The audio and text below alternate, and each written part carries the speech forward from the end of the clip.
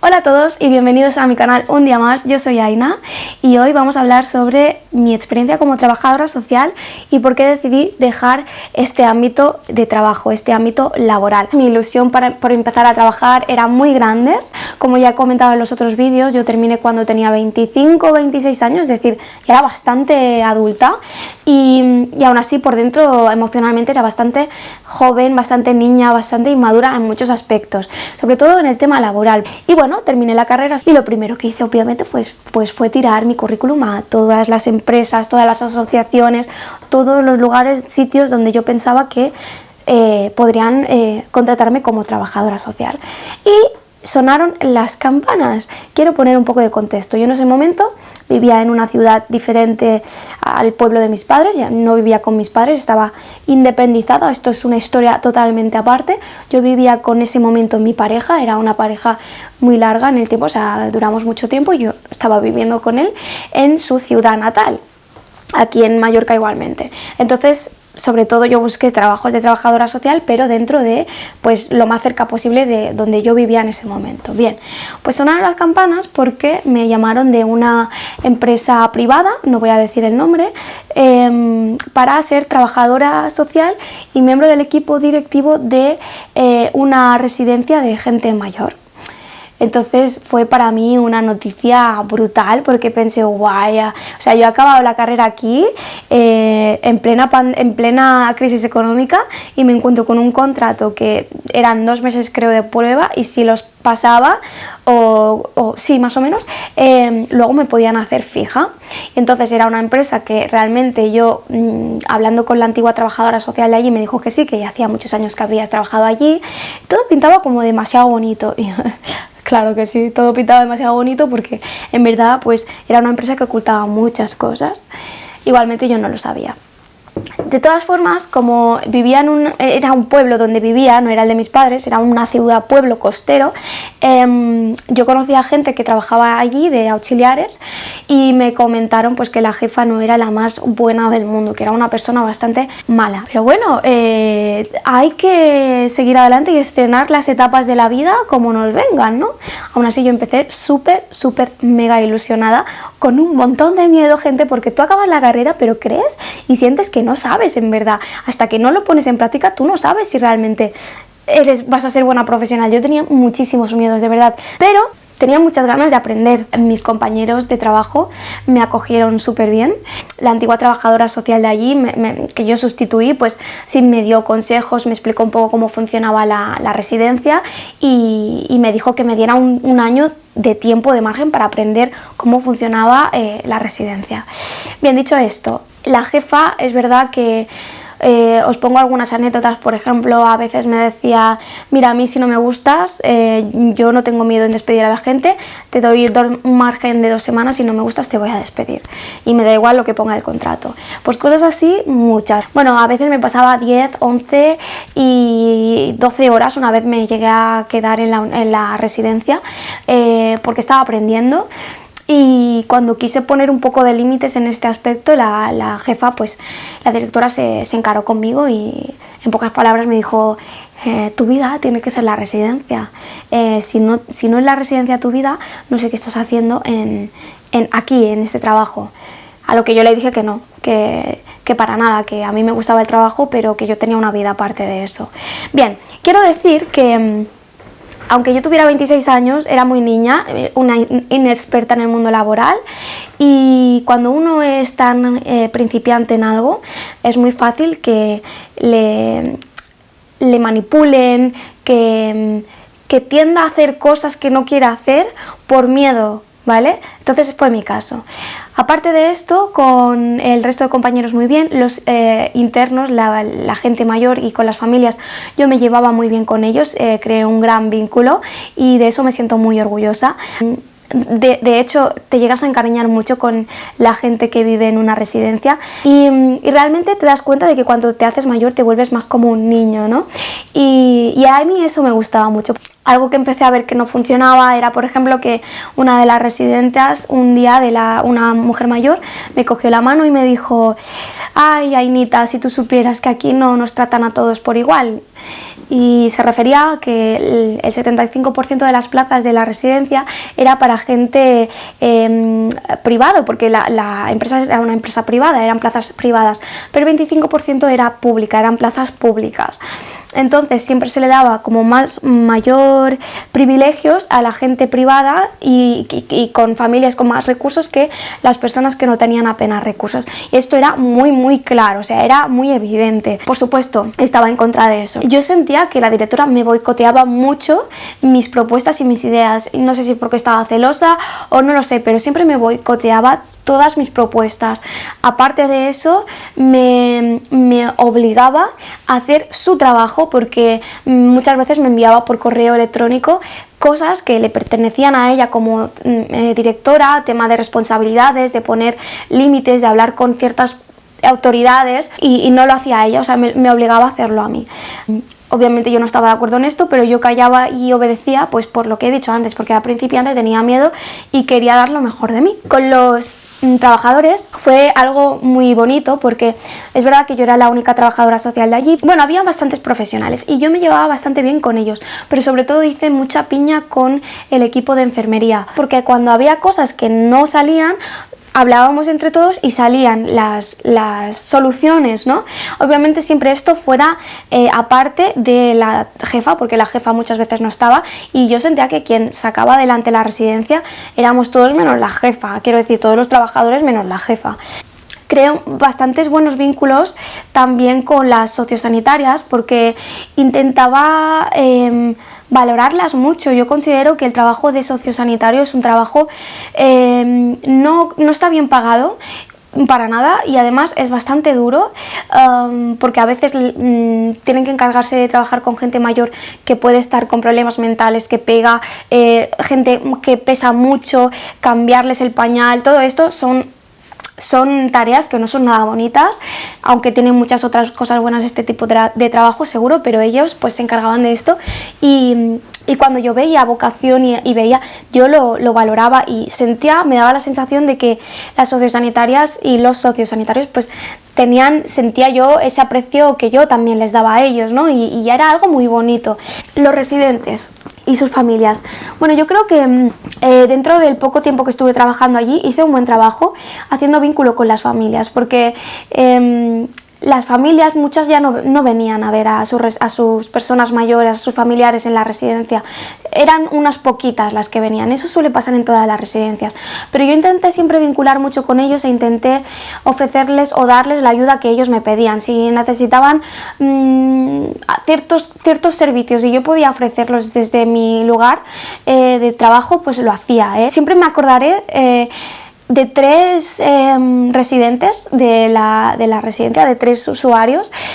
Una era, la vamos a llamar la señorita Lidia, no se llamaba así, pero bueno, era una mujer mayor, muy coqueta, muy buena, era muy dulce, estaba metida a través de una plaza pública y siempre tenía palabras muy bonitas para mí. Le cogí tanto cariño que antes de irme le regalé un espejito de estos para pintarse, porque era una persona muy coqueta. Luego estaba la señora Milagros. Milagros era una mujer con muchísimo carácter, pero la primera en decirte que te quería muchísimo y que para ella la residencia era su casa. Y cuando ella decía me siento en casa, yo me sentía satisfecha y cálida por dentro, porque sentía que estaba haciendo un buen trabajo, es decir, todos, porque si ella se sentía en casa, algo estábamos haciendo bien con ella, ¿no? Y luego estaba el señor Manuel. Manuel a mí me llegó en lo más profundo del corazón. El señor Manuel era un hombre que llevaba una silla de ruedas, no me acuerdo qué enfermedad tenía, pero era una enfermedad crónica y tomaba morfina porque tenía muchos dolores. Era un hombre que siempre estaba haciendo chistes, estaba contando chistes, y siempre chistes verdes. Siempre se metía en mi despacho, aunque yo le dijera que no pudiera entrar, era como por favor, es que necesito entrar porque necesito contarte esto. Y a veces me venía con facturas, me decía mira, el banco me ha quitado tanto dinero, ¿me puedes mirar? Porque yo se lo miraba.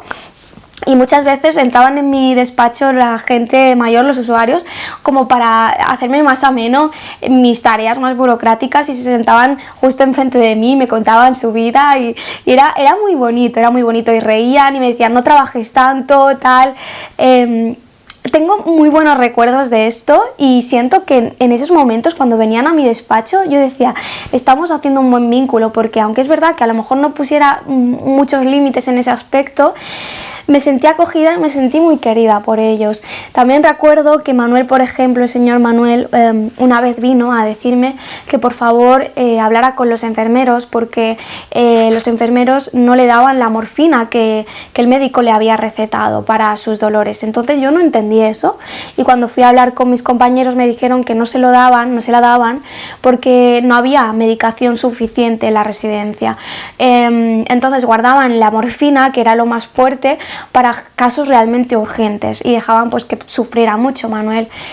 ¿Qué pasa? Que yo soy muy sensible, y con el dolor todavía más. Entonces yo a mi compañero le dije, mira, por favor, cuando de verdad sientas que está sufriendo mucho Manuel, dale la morfina, y si falta ya buscaremos recursos. Yo voy a hablar con la directora, pero yo no puedo dejar que una persona sufra tanto, lo siento. Y le dio la morfina cada vez que era necesario. Pero entonces aquí yo me empecé a dar cuenta de que pasaban cosas que no eran normales, como por ejemplo que el médico de la residencia no conociera los nombres ni de la mitad de los residentes, aunque estuviera allí trabajando hacía ya 5 años. Faltaba medicación, faltaban pañales de residentes cuyas familias pagaban unos 3.000 euros de media para estar en esa plaza. Yo esto no podía entenderlo. ¿Cómo pueden estar pagando tanto, pero a la vez tener que pagar por separado los pañales? ¿Qué pasaba? Que como faltaban pañales, cuando a uno le faltaba un pañal, pues cogían el pañal del otro, porque lo que no iban a hacer los enfermeros y los sociosanitarios es dejar a alguien mayor sin un pañal y que realmente lo necesitara. Entonces yo pues hablaba con la directora, y la directora tenía un piquito de oro, es decir, te decía mucho y en verdad no te decía nada. Y aparte siempre maquillaba las cosas, ocultaba, no era una persona transparente, no era una persona fiable y no era una persona buena, y ya está, y no hay más, o así yo la veía. La cosa se complica más porque llega un día en el que la jefa y una superior suya me dicen que tengo que hablar con los familiares de la con los familiares de los usuarios para aumentarles el sueldo, o sea, para aumentarles el precio de estancia de los familiares en la residencia, que en vez de pagar 3.000, pues tendrían que pagar casi 4.000 euros al mes para tener a su gente, a su familiar en la residencia. A mí se me rompió el corazón, la verdad, porque me parecía totalmente injusto. ¿Cómo vas a aumentarle tú el precio de estancia de un usuario allí cuando no estás ofreciéndoles algo tan básico como son las medicinas y los pañales? ¿Me lo explicas? Pero como ya he dicho antes, era muy jovencita, entonces lo hice. Y la mayor parte de las familias aceptaron. ¿Y sabéis por qué? Porque confiaban en mí. Porque quien se lo pidió fui yo. Y lo hicieron y aumentaron, pero no aumentaron las compras de las medicinas ni los pañales. Eso la residencia no lo hizo. Eso a mí ya me empezó a mosquear, porque yo puedo ser muy cálida, pero tengo mucho carácter. Y es verdad, necesitan molestarme mucho para sacarlo, pero no quieres verme enfadada, no quieres. ¿Qué pasó? Me encontraba muchas veces que al ser tan jovencita y ser tan inexperta, me costaba mucho poner límites, tanto a la directora como según a algunos familiares. Era complicado, pero fue un gran aprendizaje de vida esta experiencia laboral. Aparte de todo esto, sufrí un mobbing radical y absoluto, y yo creo que nunca en la vida he sufrido tanto mobbing como esa primera vez de trabajo por parte de la directora.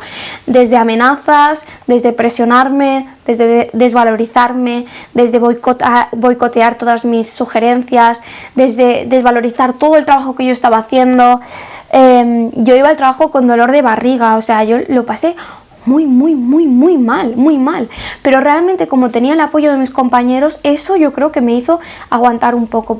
¿Pasó algo más? ¿Qué pasó? Bueno, pues que un día a la directora se le fue la pinta un día y me dijo que tenía que sacar a una mujer de la residencia que tenía una plaza pública, es decir, esto no lo podía decidir la directora ni la empresa, porque las plazas públicas están gestionadas por el ayuntamiento, no por una empresa privada. Pues me dijo que como esta mujer había una residente, es verdad que era difícil convivir con ella porque tenía ciertos problemas, pues no le gustaba, pues dijo que la íbamos a sacar, porque le pasó por ahí, ¿eh? Entonces tuve que yo encargarme y tuve que llamar a los familiares de la mujer y decirles pues que esta mujer al cabo de 2 días estaría en la calle, que tendrían que venir a buscarla y hacerse cargo de ella, que la empresa y la residencia ya no se hacían cargo de ella. Obviamente esto tuvo muchas consecuencias, principalmente porque esto iba en contra de mi ética, en contra de mi trabajo, en contra de mis valores como persona más profundos. Pero es que aparte de que además lo hice, claro, luego el IMAS, el ayuntamiento, me llamó para ver qué estaba pasando allí y por qué habíamos tomado esa decisión. Bien, obviamente yo siempre intentaba eludir esa llamada. Cuando llamaba pues yo decía que no estaba, hasta que un día la directora me dijo, no, tú tienes que coger esa llamada y tienes que dar explicaciones. Yo pensando, pero si eres tú la que me has dicho que haga esto. Bueno, pues me acuerdo que en esa llamada la directora estaba delante de mí y con un cuaderno, yo estaba en el teléfono y con un cuaderno ella hacía así y me iba escribiendo todo lo que yo tenía que decir. Y nada, que simplemente la razón que se dio era que era una mujer que daba muchos problemas y yo no sé qué más dije, es que ya no me acuerdo, era totalmente ilegal lo que se hizo, pero bueno, eso la vinieron a buscar, sus hijos, tenía un hijo y una hija esta mujer, y obviamente luego pues los hijos me llamaban en el trabajo para decirme que yo no sé cómo podía dormir por las noches por haber sacado de la residencia a una mujer tan mayor con unos hijos que no podían encargarse de ella, porque uno vivía en Barcelona y su hija era muy mayor ya también para encargarse de su madre. Y eso a mí me rompió mis valores como persona, yo no solo como profesional sino como persona. Esto empezó a afectarme muy seriamente, yo volví a casa llorando casi siempre. Y obviamente encontrarte con una pareja que cada día llega a casa llorando no es bonito, no es fácil. Y al principio sí que me sentí un poco apoyada por mi pareja, luego ya no.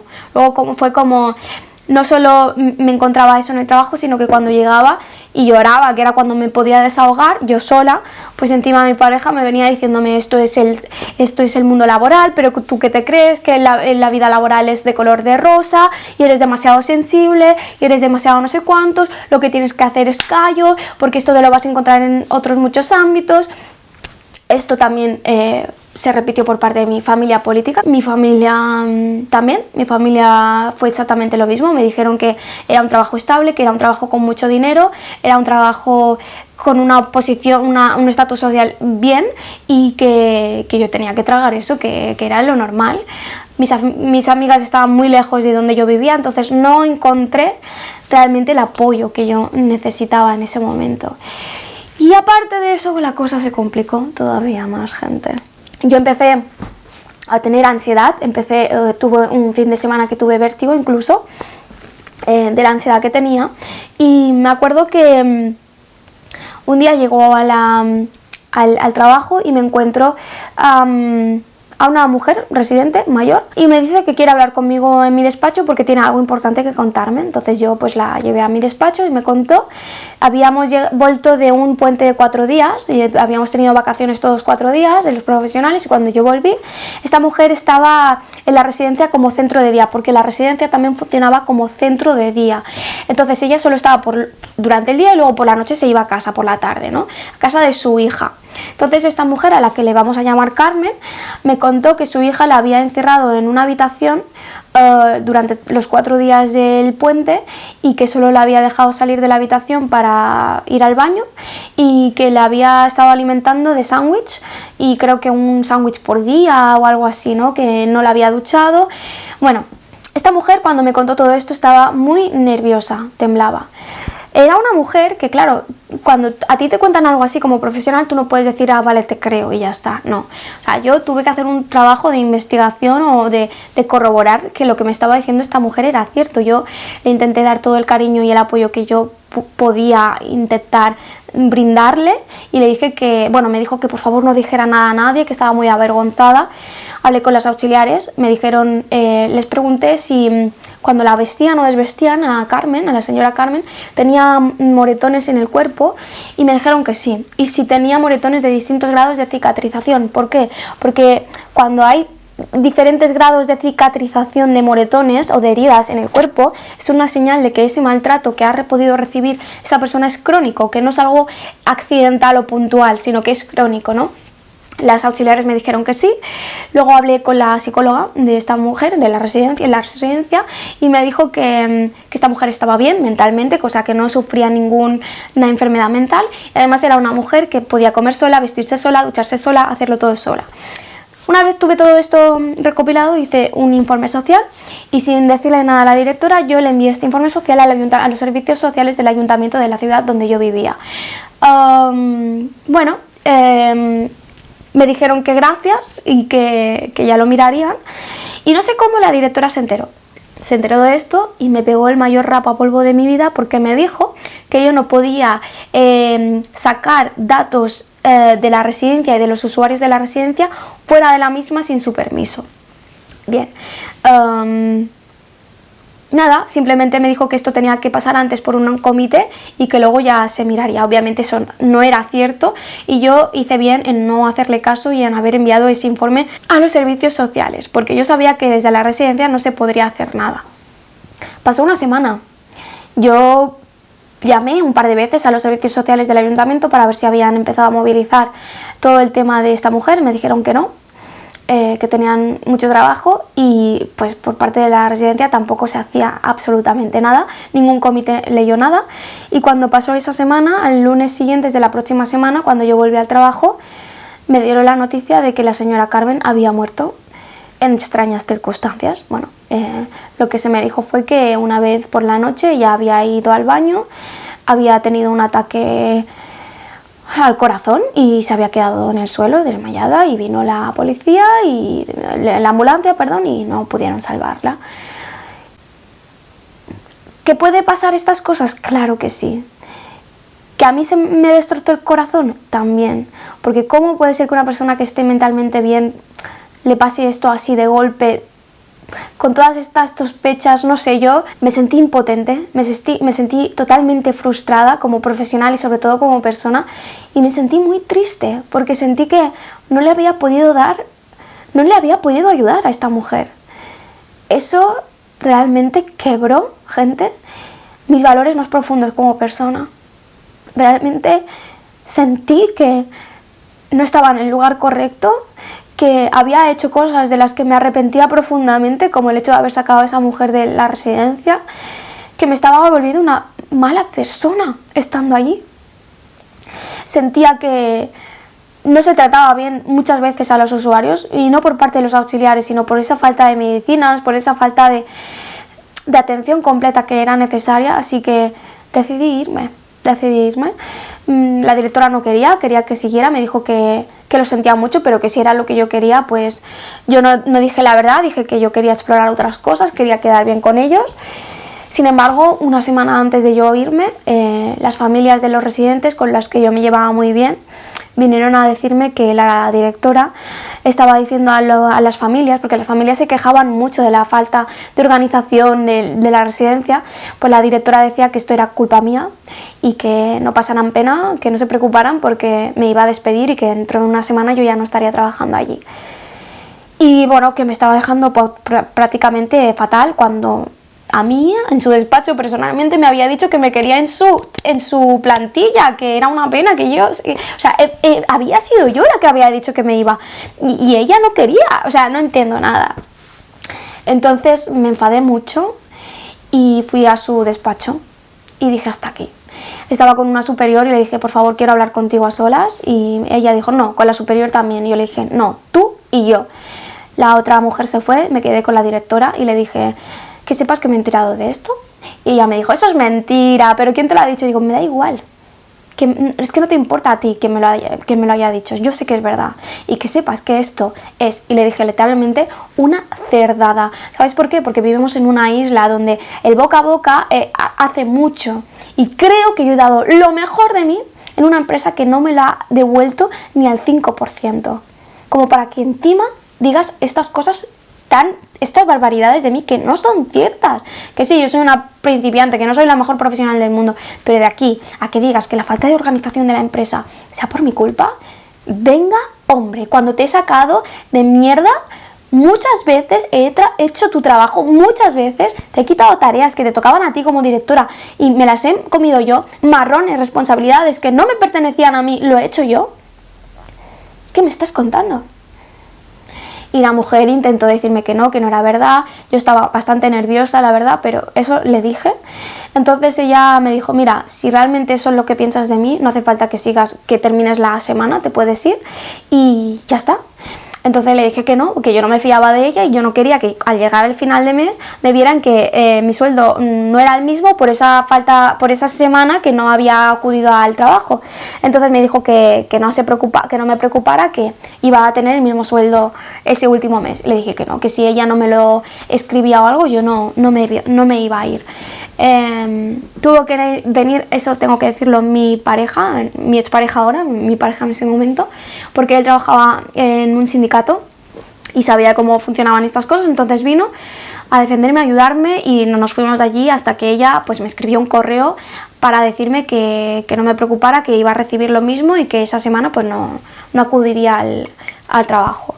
Pues ni una película de miedo es esto, gente. Yo con los años aprendí a calmarme y a poder explicarlo así, pero os juro, gente, que yo por las noches no podía dormir pensando en la señora Carmen.